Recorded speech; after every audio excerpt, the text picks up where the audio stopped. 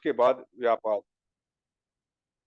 तो काम छंद के बारे में काम छंद और व्यापाद, तो इनको साथ साथ लेने का पर्पज ये है कि जहां भी काम छंद होता है व्यापाद साथ साथ ही लगा रहता है, व्यापाद पीछे नहीं रहता। तो इसलिए हम सब ये जानते हैं कि काम छंद क्या होता है। काम छंद का पहले मैं डेफिनेशन बताने का प्रयास करूंगा, और इस काम छंद का आधार क्या है, क्यों काम छंद के चक्कर में पूरा संसार रहता है और दुख में पड़ता है, तो और उससे कैसे हम बाहर निकल सकते हैं, छोटी छोटी बातों को लेकर के मैं बताने का प्रयास करूंगा। और कैसे मतलब हम दुख में जाते हैं और उससे दुख का जो है हम कैसे किस तरह से दुख को भोगते हैं। ऐसे ऐसे दुख आते हैं कि मतलब आदमी अपनी बातों को भी सबके सामने नहीं रख पाता। तो इस तरह से हम मतलब इसको देखने का मैं प्रयास करूंगा। तो जैसे कामछंद को डेफिनेशन के हिसाब से देखा जाए तो कामछंद का मतलब होता है कि संसार के सांसारिक आसक्ति या संसार को भोगने की आसक्ति या सांसारिक जो वस्तुएं हैं उनको प्राप्त करने की इच्छा। तो इसमें सारा संसार आ जाता है। अब मन मतलब मन की जो सारी इच्छाएं आती है। अब ये इच्छाएं आदमी की ऐसी भी इच्छा होती है कि जैसे आदमी की जीने की चाह, ये भी एक तरह से काम छंद में ही आता है, जीने की चाह। और सांसारिक जो वस्तुएं हैं, जो भौतिक वस्तुओं से लेकर के इसमें संपत्ति भी आती है, पैसा, संपत्ति, प्रतिष्ठा, पद, मान, सम्मान, ये सारी चीजें हमारी क्या है, ये इसमें काम छंद के अंतर्गत ही आती है। और जब हमारी ये इच्छाएं होती हैं तो वो तो दुख होता ही है, वो तो दुख में जाता ही है आदमी। और जब आदमी की वो इच्छा पूरी नहीं हो पाती तो तब भी उसको दुख होता है, क्योंकि उसको द्वेष आता है, गुस्सा आता है, आदमी चिड़चिड़ा बन जाता है। तो ये चिड़चिड़ा बनता है तो उससे बहुत बड़ा मतलब काफी परेशानी वो झेलता है, काफी उसके मतलब बीमार भी पड़ जाता है आदमी। ज्यादा मानसिक दबाव जब आता है, कोई इच्छा पूरी नहीं होती, वो गुस्सा आएगा उसको, उसके पीछे लगेगा, तो आदमी बीमार भी पड़ जाता है। तो इस तरह से ये सांसारिक आसक्ति को हम कामछंद के रूप में देखते हैं। और जो सांसारिक इच्छा हमारी पूरी नहीं होती, तो जब इच्छा इच्छा पूरी नहीं होती उसके बीच में जो बाधा आती है, जो भी बाधा बनता है, तो उसके प्रति हमें क्या आता है, द्वेष आता है, गुस्सा आता है। तो ये द्वेष मतलब ये दूसरी बाधा होती है। तो दोनों को मैं थोड़ा थोड़ा साथ साथ लेकर के मैं चलने वाला हूँ। तो ये तो मैं एक शॉर्ट रूप में डेफिनेशन बताने का मैंने प्रयास किया है, लेकिन इसका आधार क्या है, हम क्यों सांसारिक आसक्ति में फंसते हैं। तो देखने से पता लगता है कि इसका आधार जो है वो तृष्णा, तृष्णा, जैसे बुद्धिज्म की भाषा में तृष्णा वो हम समझ सकते हैं, तृष्णा या आसक्ति। तो ये इसके आधार हैं। लेकिन इससे पहले भी इसका एक बड़ा आधार होता है। तो इससे पहले भी जो आधार होता है उसको हम ऐसा मान सकते हैं कि उसे अज्ञान, अज्ञान से संस्कार की निर्मित होती है। जैसे हम भवचक्र को देखने का हम प्रयास करेंगे तो भवचक्र में क्या होता है कि जो 12 कड़ी हैं तो उसमें सबसे पहले अज्ञान ही होता है, और अज्ञान से संस्कार, संस्कार से विज्ञान, फिर नाम रूप, सडायतन, स्पर्श, उसके बाद फिर वेदना, और वेदना से तृष्णा, और तृष्णा के बाद जो है वो उपादान है, फिर भव है, फिर जाति है, फिर जरा मरण। तो इस तरह से ये 12 कड़ी, ये दुख का चक्र कहलाता है। तो ये जो अज्ञानता से जो संस्कार में हम आते हैं, तो संस्कार जैसे आदमी के मन पे एक संस्कार क्या है, एक छाप पड़ जाती है आदमी के मन पे। जैसे मान लो कोई सांसारिक वस्तुएं हमने जैसे हमने देखा, भोग के देखा या उनको इस्तेमाल करके देखा संसार की वस्तुओं को, जैसे मिठाई, खाने की चीजें, आदमी का दो तीन जगह ज्यादा इंटरेस्ट रहता है। या तो खाने में रहता है, खाने का उसको ज्यादा शौक रहता है। बहुत से आदमियों को खाने का शौक रहता है, खाने पीने का। बहुत से आदमी को खाना पीना और सेक्स, ये इस तरह की आदमी इस तरह का विलासिता का जीवन आदमी जीता है। और बहुत से आदमियों को क्या है, प्रतिष्ठा चाहिए, सम्मान चाहिए, और मतलब मान सम्मान चाहिए। इस तरह का जीवन आदमी जीते हैं। पद प्रतिष्ठा में आदमी फंसे रहते हैं। आदमी का सम्मान नहीं होता तब आदमी बहुत नाराज हो जाता है। जैसे हम जनरली हमने देखा कि जैसे पुराने टाइम में जब बारात में जाते थे ना, पर आपने काफी लोग उस टाइम के भी बैठे हुए हैं। तो बारात में जाते हुए तो उनको यदि मिलाई का पहले जब 1 रुपया मिला करता था बारात यूबीएस गौतम जानते हैं। तो जिस किसी को अगर कोई रिश्तेदार छूट गया, गलती से छूट गया, तो उसको वो बहुत नाराज होता था कि मुझे मिलाई नहीं थी। तो वो मान सम्मान था, मतलब मेरे को मान सम्मान नहीं मिला। आदमी ये सोचता था कि मेरा सम्मान नहीं होगा। तो ये छोटी छोटी बातें हैं तो जिसे मान सम्मान की, जिससे आदमी नाराज हो जाता है। तो छोटी छोटी बातों के लिए बहुत बड़ी नाराजगी, तो ये भी काम छंद में ही आता है। तो काम छंद जो है एक बहुत ही वास्ट चैप्टर है, बहुत वास्ट। संसार की जितनी भी इच्छाएं हैं सब काम छंद में आती है। तो और इसका आधार जो है वो अज्ञानता। तो अज्ञानता में हम कैसे फंसते हैं, हमारा जो जीवन है किस तरह से है, तो थोड़ी सी चर्चा में इसमें करने का मैं प्रयास करूंगा। क्योंकि हमारा जो जीवन है, तो हमारा जीवन विपर्यास का हम जीवन जीते हैं। विपर्यास का मतलब होता है कि हम हमारा जो दृष्टिकोण है, संसार को देखने का दृष्टिकोण सही नहीं है। तो कैसा दृष्टिकोण होता है हमारा, तो हमारा जो दूषित दृष्टिकोण कह सकते हो। जैसे अनित्यता को नित्य समझना। ये संसार अनित्य है, हम सब जानते हैं कि कोई भी संसार में यहाँ पर परमानेंट रहने वाला नहीं है, अनित्य है। लेकिन हम उसको क्या समझते हैं, ये नित्य है, परमानेंट है। आदमी भी सोचता मैं हमेशा ऐसे ही बना रहूंगा, ऐसी मेरी प्रॉपर्टी बनी रहेगी, ऐसा मैं हमेशा बैठा रहूंगा, हमेशा जवान रहूंगा। तो ऐसा आदमी का ये भ्रम रहता है। तो ऐसी इसी भ्रम की अवस्था में आदमी जीता है। तो भ्रम की अवस्था में जीता है तो उसको क्या दुख में मिलता है, दुख ही मिलता है। दूसरा विपर्यास कौन सा है, अनात्म को आत्म समझना।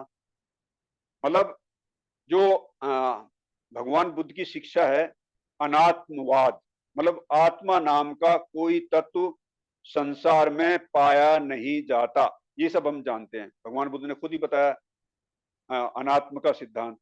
मतलब आदमी के अंदर अगर जैसे बॉडी का पोस्टमार्टम करते हैं, जैसे हम एक ध्यान करते हैं ना उसका, तो उसमें 6 एलिमेंट का ध्यान करते हैं।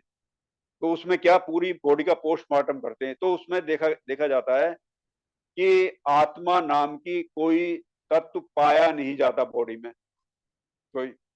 जैसे मतलब जाति शब्द होता है, अगर उसको पोस्टमार्टम करोगे, बॉडी का पोस्टमार्टम करोगे कि जाति किसी, मैं इस जाति का हूं, मैं उस जाति का हूं, तो जाति नाम का कोई तत्व आपको बॉडी में नहीं मिलेगा। ऐसे ही आत्मा नाम का कोई तत्व आपके शरीर में नहीं है। मतलब अनात्म का सिद्धांत हमेशा लागू होता है। लेकिन हम आत्म के सिद्धांत में फंसे रहते हैं। आत्मा का सिद्धांत जहां आया वहीं मैं आ जाता है, मैं। और जो हाँ आदमी का मैं आ गया मतलब ईगो आ गया। और ये ईगो ही है आदमी को सबसे बड़ा दुख का कारण। मैं, मेरे को सम्मान नहीं मिला, मेरे को ये नहीं मिला, मेरे को, मेरा उसने अपमान कैसे किया, उसकी हिम्मत कैसे होगी, मैं वहां जाऊंगा, मैं ये कर दूंगा, मैं एक, ये मैं ही मैं है जो आदमी को दुख दुख में घसीटता है। ये हमेशा आदमी जो दुखी रहता है, इसका जो कारणों में एक कारण ये भी है मैं। और ये आता है आत्म के सिद्धांत से। मतलब आदमी अनात्म में विश्वास नहीं करता, वो कहता आत्म, मैं नाम की चीज है। अगर आदमी ये मैं नाम के ऊपर काम करे कि मैं नाम का, तो आदमी के अंदर कुछ होता ही नहीं है बुद्धिज्म के हिसाब से। अगर आदमी एनालिसिस करे कि मैं क्या है, बॉडी में मैं क्या है, मैं तो कुछ होता ही नहीं है। क्योंकि जो संस्कार के, जो हमारे मन पे संस्कार पड़े रहते हैं, उसी के अनुरूप हम लोग क्या काम करते हैं, वैसा ही हम सोचते हैं, वैसा ही हम खाते हैं पीते हैं, उसी उस दायरे से बाहर नहीं निकल सकते। जो संस्कार हमारे मन पे पड़े हैं उसी के हिसाब से काम करते हैं। तो ये जो है, ये आत्म वाला सिद्धांत जो है, उससे बाहर निकलना पड़ेगा। ये भी एक दुख का कारण होता है। और तीसरा जो विपर्यास होता है, जो सांसारिक दुख है उसको हम सुख समझते हैं। सांसारिक दुख क्या, ये संसार जो है, आप इसके प्रति जब आदमी आसक्त होता है तो संसार ये दुखी है, संसार के प्रति हम आसक्ति रहते हैं। क्योंकि हमें वस्तुओं के प्रति जो आसक्ति है, उसके उसको भोगने की, लेने की होड़ लगी रहती है। लेकिन वो वास्तव में देखा जाए वो दुख है, हम दुख के पीछे भाग रहे हैं, दुख के पीछे भाग रहे हैं। तो उसको हम क्या, उस दुख को हम सुख समझते हैं कि ये सांसारिक सुख है। हाँ, थैंक यू। हाँ, तो ये सांसारिक जो है, ये सांसारिक दुख ही है, और हम उसे क्या समझते हैं, सुख समझते हैं। ये तीसरा विपर्यास है। इस विपर्यास में भी हम जीते हैं। और लास्ट में क्या है, मतलब कुरूप को सुंदर समझना, ये भी उसी से संबंधित है। वैसे ये संसार जो है, संसार जैसे कहते हैं गंदगी का कीचड़ है, कुरूप है। जैसे मान लो आज जो सुंदर दिखाई दे रहा है, जैसे मान लो बहुत ही सुंदर पुष्प है, हम भगवान बुद्ध को अर्पण करते हैं, आज बहुत खिला हुआ दिखाई देता है, और कल को वो क्या है, मुरझा जाएगा। ऐसी हम सबका जीवन है। हमें आज जो सुंदर चीज दिखाई दे रही है, तो वो कल को मतलब जाने वाली है, वो कुरूप है मतलब। तो इस तरह से हम जो है इस संसार को सुंदर तरीके से देखते हैं, लेकिन वो सुंदर है नहीं। तो क्योंकि अनित्य है, अनात्म है, दुख है। तो इस तरह से हमारे जो संसार को देखने का जो हमारा नजरिया है, उसको जब तक हम नहीं बदलेंगे, तब तक हम इस संसार में हम फंसे रहेंगे। तो और भी इसके बारे में मैं ये बताना चाहता हूं कि जैसे आजकल आजकल यदि एक जीने की एक चाह होती है, आदमी की इच्छा होती है, मतलब आदमी जीना चाहता है, मैं बहुत लंबा आयु तक जीना चाहता है, लेकिन किसी ने यदि बता दिया कि नहीं आप लंबी आयु तक नहीं जिएंगे, आपको इतनी आयु तक ही आप जी पाएंगे, जैसे किसी ज्योतिषी के बारे में ज्योतिषी बता देते हैं, तो तब आदमी को क्या भयभीत हो जाता है कि नहीं यार, मैं तो थोड़ी सी उम्र तक ही जीऊंगा। या आदमी को बहुत सारे भय सताते हैं, मान लो कोई डाकू का, कोई बीमारी का, कोई किसी तरह का, मतलब हम कोई एक्सीडेंट हो जाए, मैं चल रहा हूँ एक्सीडेंट हो जाए, मर जाए, तो आदमी को मरने से डर लगता है। आदमी बहुत सारे संस्कारों से ऐसे से वशीभूत रहता है कि वो अपनी बातों को एक्सप्लेन नहीं कर पाता। तो इस भय को निकालने के लिए, नया कॉन्फिडेंस डेवलप करने के लिए, क्योंकि हमारे अंदर ना कॉन्फिडेंस की कमी रहती है, और विशेष रूप से हमारे समाज के अंदर तो बहुत ही ज्यादा कॉन्फिडेंस की कमी है। तो वो कॉन्फिडेंस गेन करने के लिए, अपनी बात को मजबूती से रखने के लिए, किसी के भी सामने मजबूती से रखने के लिए, मैं एक छोटी सी कहानी के रूप में आपको थोड़ा एक्सप्लेन करना चाहूंगा। तो क्योंकि कहानी के रूप में जो है धम्म तत्वों को समझाना काफी आसान हो जाता है, और कहानी क्योंकि इंटरेस्टिंग रहती है, तो आदमी मन लगा के सुनता है। तो ये एक छोटी सी कहानी है, ऐसा बताते हैं, पुराने समय की कहानी है, बौद्ध काल की कहानी मान सकते हैं उसे। तो एक दंपत्ति होता है, और उस दंपत्ति को एक लड़का है। तो वो लड़का ऐसा था, बचपन से ही वो शर्मीला टाइप था, मतलब बहुत ही शर्माता था। जैसे अक्सर हम सब भी उसी एज से निकल के आए हैं कि जैसे हम बड़ों के सामने हमें शर्म लगती है। जैसे बेसिकली हम हम खुद बताते हैं कि हमने आज तक, हमारे फादर रहे, फादर चले भी गए, उनसे हमने आज तक आंख मिला के बात नहीं करी। हमेशा हमेशा गर्दन नीचे झुक के ही बात करते थे, आंख मिला के कभी बात नहीं करी। तो ये मैं अपनी बात बता रहा हूँ। लेकिन ये कहानी के रूप, कहानी का जो पात्र है वो ऐसा था, वो बच्चा जो था बहुत शर्मीला था। तो जब शर्मिला था बचपन में, तो उसको सब प्यार करते थे, नो यार होनहार बच्चा है, कितनी शर्म करता है सबकी। तो वो उस समय तो सबको अच्छा लगता था। लेकिन धीरे धीरे क्या है, वो शर्मिला टाइप जो है, वो शर्म के कारण वो अपनी बात की एक्सप्रेस करने में अयोग्य होने लगा। उसके अंदर बहुत सारी बातें आती थी, लेकिन क्या करें बेचारा, बता नहीं पावे कि मैं। तो धीरे धीरे जैसे बड़ा होने लगा, बड़ा होने लगा, तो बड़ा होते होते वो बच्चा जवान हो गया। अब उस वो बच्चा अपनी बात रख नहीं पावे। जैसे ही दोस्तों में जाए, वहां दोस्तों में अपनी बात ना रख पाए। वहां जब पढ़ने जाता था, तो पढ़ाई के दौरान भी उसको बहुत हिचकिचाहट होने लगी। तो ये प्रॉब्लम उसको ज्यादा सताने लगी कि वो अपनी बात कहीं भी रख नहीं पा रहा था। उसको डर लगने लगा कि मैं, पता नहीं मैं रख भी पाऊंगा कि नहीं रख पाऊंगा। दूसरा पता नहीं मेरे बारे में क्या सोचेगा, कुछ मेरे को टोक ना दे, कोई ऐसा ना कह दे कि नो अरे क्या कह रहा है, तो क्या। तो वो तुरंत उसके अंदर इन्फीरियरिटी कॉम्प्लेक्स ऐसा कर जाता था, वो बता ही नहीं पाता था। तब उनकी चिंता, उसके पेरेंट्स की चिंता बढ़ती गई। तो वो कहने लगे ये कैसे हो गया, इसको दूर किया कैसे किया जाए, इस बच्चे की इस समस्या से निजात कैसे पाया जाए।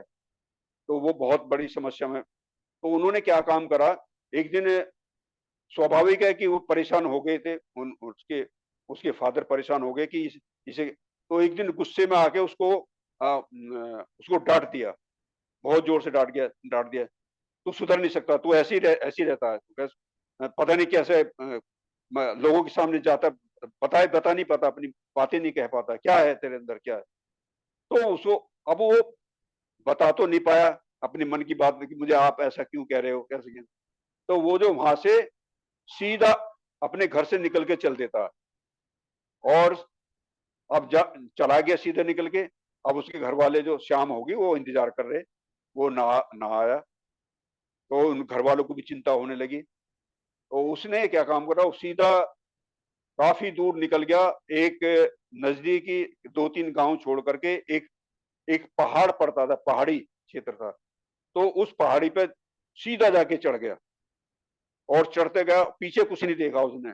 और जैसे ही पहाड़ की चोटी पे पहुंचता है, और वहां चोटी पे पहुंचते के साथ ही उसने सोचा कि उसने अपने भगवान को याद किया, हे भगवान, तूने मुझे ऐसा जीवन दिया है, मैं अपनी बात भी नहीं रख पाता, लोगों के बीच में नहीं रख पाता, ऐसे जीवन जीने से क्या फायदा।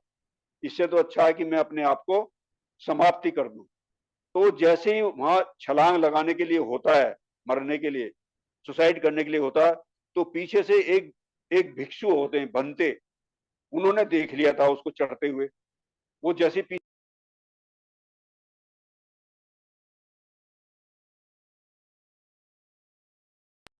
हाँ, जैसे ही भागते भागते उसके पीछे पहुंच जाते हैं, और वहां जैसे वो कूदने होता, तो उसने आवाज दी, ए लड़के सुनो। तो उन्होंने देखा पीछे बनते, नो, उन्होंने कहा, आप इधर सुनो, पहले मेरे पास आओ। वो बड़ी आवेश से जब आवाज दी, तो वो रुक जाता है, और फिर वापस आता है।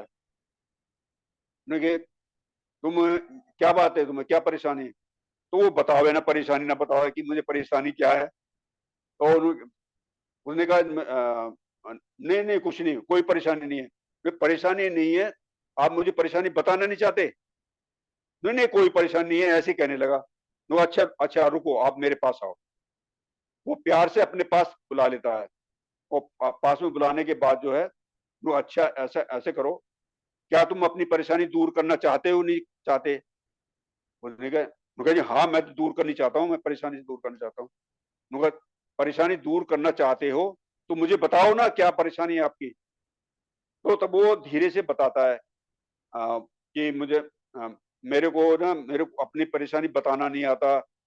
मेरे को बड़ों के सामने बात करते हुए बहुत ही हेजिटेशन होता है, और ये इतना बड़ा जबरदस्त ऐसा हो गया मेरा स्वभाव कि मैं बता ही नहीं पाता, मैं अपनी बात रख ही नहीं पाता, कह नहीं पाता। और मुझे डर लगता आप बताते हुए भी। तो उन्हें कहा ठीक है, आप मेरे मेरे पास चलो, मैं आपको इस समस्या के हल से निजात दिला सकता हूँ। वो भंते उसको प्यार से बुला के ले जाता अपने साथ, अपनी कुटिया में ले आया, बिहार में ले आया। और बिहार में लाने के बाद उसको उसको कहते हैं कि आप मेरे कहने से एक काम करो। उन्हें कहा कि नहीं, मेरे से कोई काम नहीं होगा। नहीं, अगर आपको ठीक होना है कि नहीं होना है? जी हाँ, मैं ठीक होना चाहता हूँ। तो ठीक होना चाहते हो तो मेरे कहने से एक काम कर दो। अच्छा, तो आप जो है सीधे पहले अपने फादर के पास जाओ और उनसे ये कहना कि मैं एक नया काम करना चाहता हूँ, बिजनेस करना चाहता हूँ, व्यापार करना चाहता हूँ और मुझे धन चाहिए, कुछ पैसा चाहिए, क्या आप मेरी मदद करोगे? तो बस इतना कहना आपको, और कुछ नहीं कहना। वो सोच में पड़ गया। फादर के सामने जाते हुए वैसे ही डरता डरता था। उन्होंने कहा चलो आप कह रहे हो तो मैं चला जाता हूँ। वो गया। वो जैसे ही जाता है अपने फादर के पास में, तो उसके मम्मी पापा बहुत परेशान थे। वो जैसे ही वो लड़के को देखते हैं बहुत खुश हो जाते हैं, और जैसे ही खुश हो जाते हैं तो अपने पास बुलाते हैं, बेटे हम तो बहुत परेशान थे, क्या था क्या? तब उसने कहा और तो कुछ नहीं कहा। उन्होंने सीधा, ऐसा है, मैं एक नया काम करना चाहता हूँ, क्या आप मुझे कुछ पैसा धन दे सकते हो? उन्होंने किया, नया काम करना चाहता है, बड़ी अच्छी बात है। नु ले जा धन, कितना ले जाना चाहता है? उन्होंने काफी पैसा दे दिया। उन्होंने कहा कि नुग इतना धन काफी है? नुग हाँ इतना काफी है। वो ले जा करके फिर वो नुगा नु मैं ठीक है, मैं अभी आ रहा हूँ। वो सीधा भंते जी के पास जाता है। भंते जी के पास जाने के बाद उन्होंने कहा नुग देखो मैं ले आया, पैसा ले आया। नुगा अच्छा, पैसा ले आया? नुगा अच्छा। नुगा हाँ ठीक है, बहुत अच्छी बात है। अच्छा एक काम और करो आप मेरे कहने से। नुगा नुगा जी, नुगा बताओ। नुगा आप जो है, जो पैसा आप लाए हो ना अभी, अब इसको वापस पिताजी को दे के आओ। नुका जी अब अभी बड़ी मुश्किल से तो पैसा लेके आया हूँ नुका वापस। नुका आपको ठीक होना है ना? नुका जी हाँ मुझे ठीक होना है। नुका इसे वापस करके आओ और उनको ये कहना कि मुझे अभी कुछ देर के बाद बिजनेस शुरू करूंगा, अभी मैं थोड़ा सा अनुभव लेना चाहता हूँ। तो बस इतना ही कहना, और पैसे देने के बाद जो फिर मेरे पास आ जाना। तो वो ऐसे ही जाकर के जाता, पिताजी के पास मिलता है। तो जैसे ही पिताजी उसको आता देखते हैं तो उसको गले लगा लेते हैं। उसे जैसे ही गले लगाते हैं तो उसको बहुत अच्छा लगता है कि पिताजी ने मुझे आज तक गले नहीं लगाया। और अंदर ही अंदर उसको बहुत ही अच्छा महसूस होता, बहुत मतलब अपनेपन की भावना जो होती है ना, वो उसने महसूस करी कि पिताजी ने वास्तव में आज अपनेपन की भावना दिखाई है। और जैसे ही अपनेपन की भावना वो महसूस करता है, फिर अपने पिताजी से कहता है, पिताजी ऐसा है, मैं अभी ये पैसा आपको वापस करना चाहता हूँ, मैं बाद में लूंगा थोड़ा सा अनुभव लेने के बाद। वो ठीक है, कोई बात नहीं। पैसा वापस करने का फिर वापस चला जाता है भंते जी के पास में।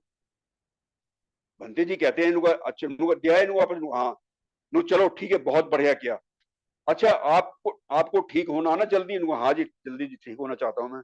तो आप ऐसा काम करो, आप एक मूर्ति पकड़ा दी उनको, मूर्ति एक मूर्ति दे दी, छोटी सी मूर्ति थी, और उसका आवरण ऐसा लगता था जैसे सोने की मूर्ति हो। आ, बहुत ही सुंदर मूर्ति। और कहा इसको जो है 100 दिनार, सोने की 100 दिनार में बेच के आना, कम से कम 100 सोने के सिक्के मिलने चाहिए आपको। तो अच्छा, तो और इससे कम में मत बेचना। अब वो नुगा जी अभी तो आप कह रहे हैं बस ये काम कर, फिर मैं मंत्र बताऊं कुछ ठीक होने के लिए? आपको ठीक होना मैं बता रहा हूँ, ऐसे करते जाओ आप। तो वो जो है, अब उसको ठीक होना था, उसके कहने ठीक है जी मैं ऐसे ही करता हूँ। वो ले गया बाजार में। अब बाजार में ले गया। अब जैसे बाजार में देखा कि सब अपनी अपनी चीजें बेच रहे हैं, दुकानदार बेच रहे हैं, तो उसने देखा कि सब अपने जो है शोर मचा मचा के, जैसे सब्जी वाले बेचते हैं, इतने रुपए किलो, इतने रुपए किलो, कोई कपड़ा बेच रहा, कोई कुछ बेच रहा। वो देखता है कि हाँ ये शोर मचा मचा के अपनी चीज बेचते हैं। तो वो भी, उसे भी ऐसा लगा कि हाँ मुझे भी बोलना चाहिए। तो धीरे धीरे वो, अब उससे, उसके अंदर से बोल ना निकले, वो बोलना चाहे बोल ना निकले, वो धीरे धीरे क्या, पहले थोड़ी सी आवाज निकली, जैसे जैसे नजदीकी सुनाई पड़े कि मेरी ये मूर्ति ले लो, मेरी मूर्ति ले लो। तो अब धीरे धीरे की उसकी आवाज खुलने लगी, आवाज खुलने लगी कि मूर्ति ले लो, मूर्ति ले लो। उसने जोर जोर से चिल्लाना शुरू किया। तो उसको जो अंदर से वो विश्वास आता गया, हाँ मैं भी आवाज दे सकता हूँ। तो आवाज दे देगा, उसके पास जो लोग इकट्ठा होने लगे। तो नुको ये कितने, नुको ऐसे, नुको ये मूर्ति तो नुको इसके 100 सिक्के लूंगा सोने के, तब दूंगा। तो यार इसमें क्या खासियत है, इसमें क्या, ऐसी क्या विशेषता है इसमें? तो अब विशेषता वो बताना पड़ा। तो इतने में क्या है कि उसने देखा कि बाकी जो दुकानदार हैं वो अपनी अपनी चीजों की खासियत बता रहे कि मेरे कपड़े में ये खासियत है, बहुत मजबूत है, ये बहुत अच्छा है। कोई सब्जी बेचने वाला वो बहुत ही ताजा सब्जी है, बहुत ही अच्छी सब्जी है ये। तो सबको देखा उसने कि वो खासियत बता रहे अपने। तो तब उसने खासियत बताना शुरू कर दिया अपनी मूर्ति की। उसने कहा ये मूर्ति ऐसी खासियत है कि सारी समस्याओं का हल कर देती है घर में जाकर के। ये घर में ले जाओगे, आपकी सारी समस्याओं का निवारण कर देगी ये मूर्ति। और जोर जोर से बताने लगा। अब लोग इकट्ठा हो गए, उसकी तरफ ही देखने लगे सब। तो देखते देखते क्या, वहां पर उसकी मूर्ति की बोली लगना शुरू हो गई। कोई कह रहा हूं मैं इसके 50 सिक्के दूंगा सोने के, कोई कह रहा 100 सिक्के दूंगा, कोई हजार हजार तक पहुंच गया, कोई 2000 सिक्के तक पहुंच गया, क्योंकि वो मूर्ति जो समस्या का हल करने वाली है। तो धीरे धीरे क्या, उसी जब 1000 सिक्के लगाने वाला मिल गया उसे, उसने हाथ जोड़ के सबसे माफी मांगी। मेरे गुरुजी ने मतलब इसको बेचने के लिए नहीं कहा था, मैं वापस जाकर के गुरुजी को दूंगा, वो ही करेंगे जो कुछ करें, मैं माफी चाहता हूँ। अब देखते देखते उसका जो कॉन्फिडेंस लेवल है एकदम हाई हो गया, बहुत। वो बातचीत भी करने लगा, सबसे बताने लगा। और आके फिर भंते जी से मिलता है। भंते जी, आप, हाथ जोड़ के पैरों में गिर गया उनके कि आपका बहुत बहुत आभार, आपने जो है, मतलब ये मूर्ति वास्तव में समस्या का हल करने वाली। मेरी समस्या हल हो गई, मेरी समस्या, जो मेरी समस्या थी मेरी समस्या दूर हो गई, अब मैं जा रहा हूँ। ठीक है ठीक है। तो इस तरह से ये समस्या हर एक बच्चे की समस्या है, ये समस्या हम सबकी समस्या है। हम लोग अपनी समस्या को बता नहीं पाते। इसका कारण ये है कि हमारे अंदर लैक ऑफ कॉन्फिडेंस, हमारे अंदर कॉन्फिडेंस, विश्वास की कमी है।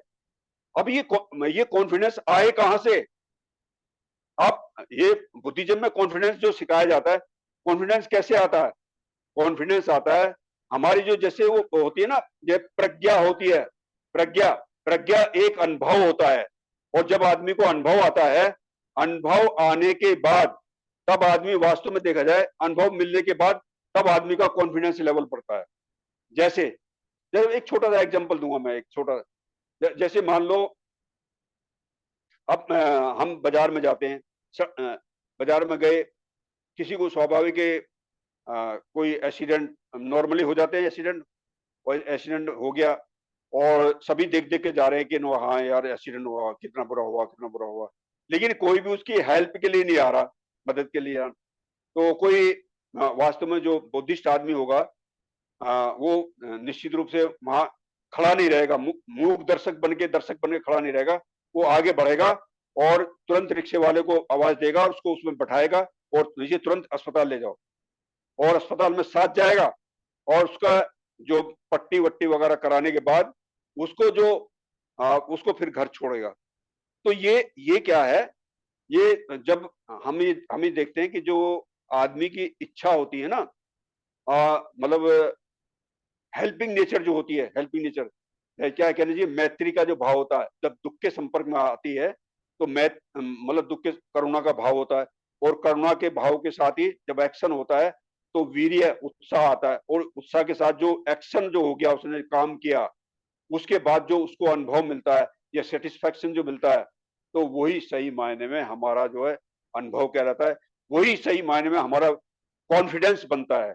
ये कॉन्फिडेंस जो है, ये कोई बाजार में बिकता नहीं है, ये हमें एक्शन से, काम करने से, हमारा नए नए अनुभव हमें करने से हमें नया नया कॉन्फिडेंस मिलता है। तो ये कॉन्फिडेंस जो है इस तरह से हम गेन कर सकते हैं। और जितना ज्यादा आदमी कॉन्फिडेंट होता है वो उतना ही ज्यादा आदमी विकसित होता है। उतना ही ज्यादा आदमी, जितना ज्यादा कॉन्फिडेंट आदमी जो होते हैं वो वास्तव में अपनी बात रखने में, दूसरों की बात रखने में बहुत ही मजबूताई से वो रख सकते हैं। तो इस तरह से मतलब आदमी जो है उससे ओवरकम हो सकता है। उस जो आदमी के अंदर जो लैक ऑफ कॉन्फिडेंस है या दुख से जो ग्रसित हो रहा है, अपनी बात रख नहीं पा रहा है। मान लो देखो देखो आपने देखा पुराने टाइम में, देखा अभी भी आप देखोगे कि जैसे गांव में पुलिस का कोई सिपाही भी घूम जाता है तो आदमी को दहशत हो जाती है, पता नहीं क्या होगा। हमारे नॉर्मली घरों में आएंगे पुलिस वाले, क्या है कि उनको आपको थाने में बुलाया, तो आदमी आधा जब हो जाता है, पता नहीं किस क्या बात है। तो लेकिन आदमी यदि कॉन्फिडेंट होगा, वो कानून का जानकार होगा, आप सही सीलों का पालन करते हैं, तो आदमी डरेगा नहीं, क्योंकि जब मैंने कुछ गलत किया ही नहीं तो मेरे को डरने की जरूरत क्या है। तो इस तरह की भावना जो है ये बुद्धिज्म ही दे सकता है, बौद्ध धर्म ही दे सकता है। तो ऐसा हमारे समाज को, हमारे देश को इस तरह के कॉन्फिडेंस की बहुत ही निहायत जरूरत है। तो ऐसे हम जो है इस इस चीज से हम ओवरकम कर सकते हैं। तो मेरा जो आज बताने का जो काम छंद है, द्वेष है, उसको जो बताने का मेरा जो मकसद है वो यही है कि काम छंद जो एक ऐसा काम छंद को धम्म छंद में लाने के लिए हमें, क्योंकि ये जो संसार को देखने का जो हमारा नजरिया है इसको बदलना पड़ेगा। इसको जैसे ही हम बदलेंगे तो हम उस काम छंद से ऊपर उठ सकते हैं, काम छंद से बाहर निकल सकते हैं। और जैसे जैसे हम काम छंद से बाहर आएंगे तो निश्चित रूप से हमारे अंदर जो है एक नया, एक नयापन, एक नया कॉन्फिडेंस, एक नया नया जीवन, या कहना चाहिए दुख से विमुक्ति की तरफ हम अपने आप को पाएंगे। तो आप लोगों ने मतलब ये सब कामचंद्र द्वेष के बारे में मेरा एक छोटा प्रवचन था। आप लोगों ने बहुत ही ध्यानपूर्वक सुना। आप लोगों का बहुत बहुत धन्यवाद। और यहीं पर मैं विराम देता हूँ। धन्यवाद।